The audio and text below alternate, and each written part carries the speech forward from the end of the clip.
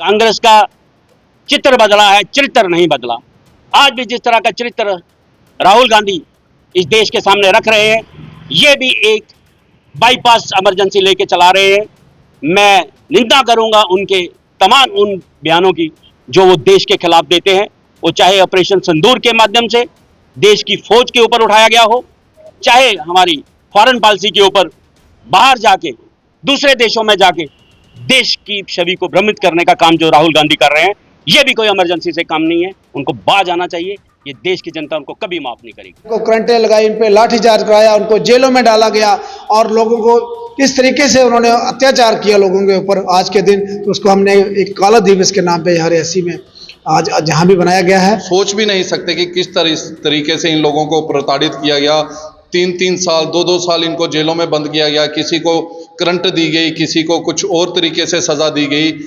आप राजनाथ सिंह जी को देख लीजिए कि वो उनको जेल में डाला गया, उनकी माता जी का देहांत हुआ, उनको अग्नि तक देने के लिए उनको नहीं जाने दिया। तो ऐसा काला दिन जो हमारे देश का इतिहास है, हमें लोगों को हमेशा बताते रहना चाहिए। भारत माता की जय, भारतीय जनता पार्टी जिंदाबाद, नरेंद्र भाई मोदी जिंदाबाद, नरेंद्र भाई मोदी जिंदाबाद, सत शर्मा जी जिंदाबाद, सत शर्मा जी जिंदाबाद। जय श्री राम। आज ही के दिन, आज से 50 साल पहले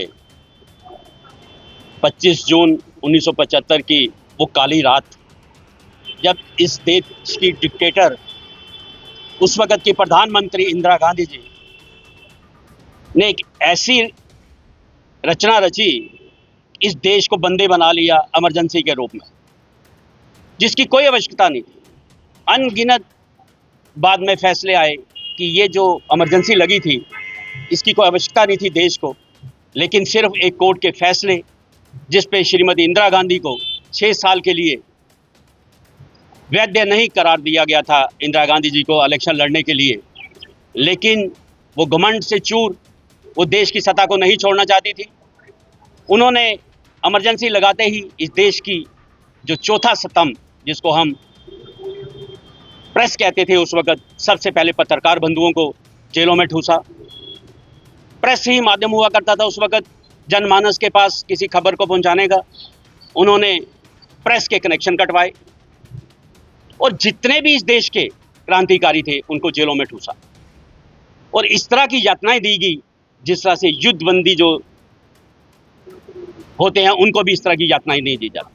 आज उसी उपलक्ष्य में देश भर में भारतीय जनता पार्टी हर कार्यालय स्तर पर, हर गली गली, हर चौपाल पे 25 जून 1975 के उस काले अध्याय को हर जनमानस तक पहुंचे कि किस तरह का कृत्य कांग्रेस ने किया था। कांग्रेस का चित्र बदला है, चरित्र नहीं बदला। आज भी जिस तरह का चरित्र राहुल गांधी इस देश के सामने रख रहे हैं, ये भी एक बाईपास इमरजेंसी लेके चला रहे हैं। मैं निंदा करूंगा उनके तमाम उन बयानों की जो वो देश के खिलाफ देते हैं, वो चाहे ऑपरेशन सिंदूर के माध्यम से देश की फौज के ऊपर उठाया गया हो, चाहे हमारी फॉरेन पॉलिसी के ऊपर बाहर जाके दूसरे देशों में जाके देश की छवि को भ्रमित करने का काम जो राहुल गांधी कर रहे हैं, ये भी कोई इमरजेंसी से काम नहीं है। उनको बाज आना चाहिए। ये देश की जनता उनको कभी माफ नहीं करेगी। जय हिंद। 50 साल पहले श्रीमती इंदिरा गांधी जी ने आज के दिन इमरजेंसी, एक अनैतिक इमरजेंसी हम कहेंगे, अनकॉन्स्टिट्यूशनल इमरजेंसी कहेंगे, कोई जरूरत नहीं थी, क्योंकि हम सब जानते हैं कि उसके बाद कई ऐसे आयोग बने जिन्होंने कहा कि इस इमरजेंसी की कोई जरूरत नहीं थी। खाली इसलिए कि जो हमारी भारत की न्यायपालिका है, ऑनरेबल हाई कोर्ट इलाहाबाद ने एक फैसला दिया कि वो 6 साल के लिए कोई आगे चुनाव नहीं लड़ सकती है। वो फैसला जो था उनको वो मंजूर नहीं हुआ, क्योंकि वो जो उन्होंने चुनाव जीता था वो भ्रष्टाचारी से जीता हुआ था, गलत तरीके से जीता हुआ था। उसको देखते हुए हाई कोर्ट ने कहा था कि इनको आगे 6 साल के लिए चुनाव नहीं लड़ सकती हैं। और उन्होंने अपना खाली एक वो दिखाने के लिए, सत्ता के डर खोने के डर से उन्होंने ये आज के ही दिन इमरजेंसी लगाई थी। आज 50 मई जो है ये काला दिवस पूरे भारतवर्ष में भारतीय जनता पार्टी की तरफ से बनाया जा रहा है। हम सब जानते हैं कि किस तरीके से जो इमरजेंसी लगाई गई थी, जो आपका ही जो मीडिया है, जो डेमोक्रेसी का 4th स्तंभ है, चौथा पिलर है, उसको सबसे पहले उस पर पाबंदी लगाई गई थी, जिसके माध्यम से लोगों को एक जानकारी मिलती है, सूचना मिलती है और तमाम हर वर्ग के लोग जो सामाजिक कार्यकर्ता थे, चाहे वो छात्र थे, किसान थे, जो भी लोग, इस तरीके से उन्होंने उनके ऊपर कहर ढाए, उनको करंटें लगाई, उन पर लाठीचार्ज कराया, उनको जेलों में डाला गया और लोगों को इस तरीके से उन्होंने अत्याचार किया लोगों के ऊपर आज के दिन। तो उसको हमने एक काला दिवस के नाम पे रियासी में आज जहाँ भी बनाया गया है, ब्लैक डे के रूप में मना रहे हैं। 25 जून 1975 को इंदिरा गांधी सरकार द्वारा देश भर में इमरजेंसी लगाई गई थी और हमारे जितने पॉलिटिकल लीडर्स थे, चाहे हमारे सोशल वर्कर्स थे, चाहे हमारी देश की मीडिया थी जिसको हम चौथा स्तंभ अपनी डेमोक्रेसी का कहते हैं, उन सभी के जो फंडामेंटल राइट्स थे उनको ख़त्म कर दिया गया। प्रेस को ताले लगा दिए गए, जहाँ जो प्रेस वाले बचे हुए थे उनके पहले उनसे क्या छापना है उन्होंने अपने मीडिया में, उनसे वो मंगवाया जाता था और सरकार की मर्जी के मुताबिक ही प्रिंट करवाया जाता था।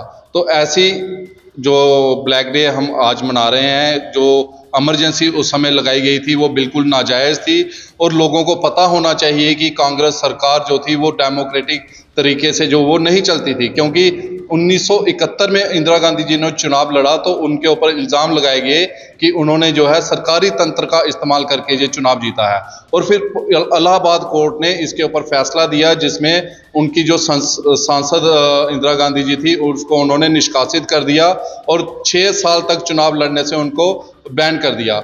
यही देखते हुए इंदिरा गांधी जी ने सोचा कि अगर 6 साल मैं चुनाव नहीं लड़ूंगी तो मैं सत्ता में कैसे आऊंगी, तो उन्होंने इमरजेंसी लगाई। इमरजेंसी में कितने हमारे बड़े बड़े लीडर्स, जेपी नारायण आंदोलन हुआ, हमारे अटल बिहारी वाजपेयी जी, लाल कृष्ण आडवाणी जी, जहाँ और जितने हमारे छात्र संगठन थे, आप सोच भी नहीं सकते कि किस तरीके से इन लोगों को प्रताड़ित किया गया।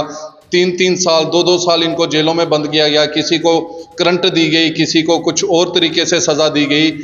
आप राजनाथ सिंह जी को देख लीजिए कि वो उनको जेल में डाला गया, उनकी माता जी का देहांत हुआ, उनको अग्नि तक देने के लिए उनको नहीं जाने दिया। तो ऐसा काला दिन जो हमारे देश का इतिहास है, हमें लोगों को हमेशा बताते रहना चाहिए।